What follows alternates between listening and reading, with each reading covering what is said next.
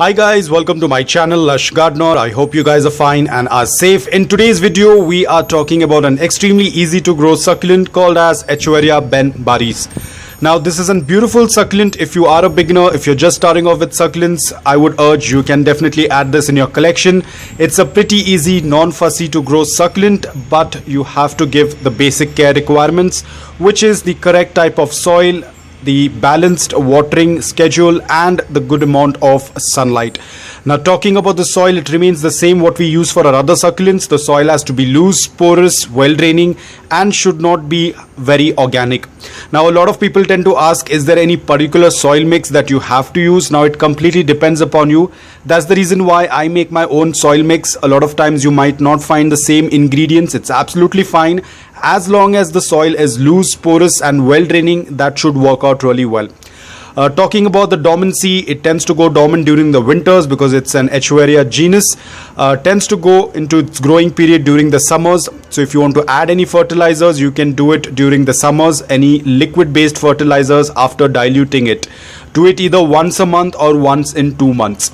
I have seen a lot of people add a lot of nutrients in the soil when they are potting their succulents. Now if you're doing that, then you do not need to add any more fertilizers.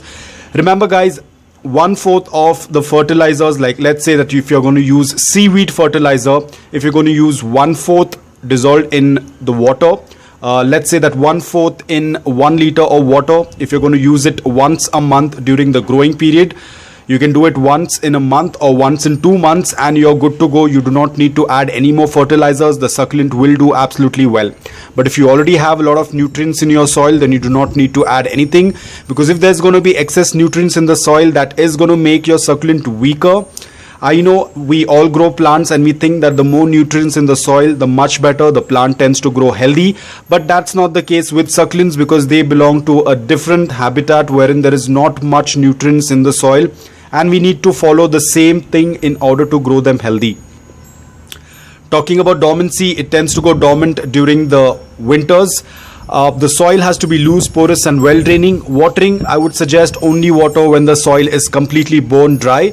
Now a lot of people think that as soon as the soil is bone dry, you have to go ahead and water it. Now it's not necessary. Even if your soil is completely bone dry, you can still wait for a day or so. In fact, now this is just an example. In fact, you can even wait for 3 to 4 days after the soil has been completely bone dry. It's not that as soon as the soil is bone dry, you have to get your watering can and start watering your succulent. Because succulents have water in their leaves, they can survive for another couple of weeks as well. But I do not want to suggest you that you have to wait for a couple of weeks. You can just water after a day or so once the soil is completely bone dry. It is going to work out really well. So when it comes to pot, I would advise you can either go with a concrete pot, terracotta pot, or unglazed clay pot, because these pots are very porous in nature. They have these very tiny little holes inside the material, and they tend to have a natural air circulation because of these pots. Apart from that, they also tend to absorb the excess moisture from the pot. They do not get heated in during the summers. They just get slightly warm, and you can always mist the pot from outside in case if it gets very warm. Ideally in my condition, the temperatures are around 35 degrees Celsius during the peak summers like the month of April and May. But yet my pots do not get heated up, so it works out really well. It keeps the succulent and the succulent roots cool. It keeps the soil cool, which is very important during the summers. Talking about propagation, it's pretty simple. It will put a lot of pups on the under part of the succulent near the stem area, lower portion closer to the soil. You will have a lot of pups. Once they reach a decent size, you can separate them. The stem is not visible in a succulent, especially the Echeveria variety, but in case if it starts to stretch, you will find the stem. You can do a stem cutting, you can do a beheading. Leaf propagation is pretty simple. You can even propagate it via leaves. It tends to get propagated faster.